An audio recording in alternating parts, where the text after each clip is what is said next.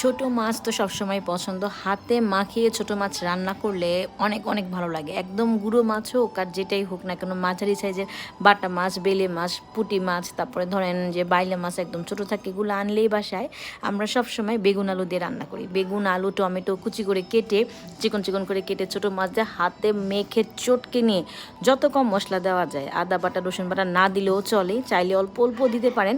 আর basically দিবেন হচ্ছে পেঁয়াজ কুচি, কাঁচামরিচ কুচি, ধনিয়া পাতা কুচি, আর টমেটো আর বেগুন দিলে না ঝোলটা এমনিতেই থকথকা হয়ে যায়, তাই না?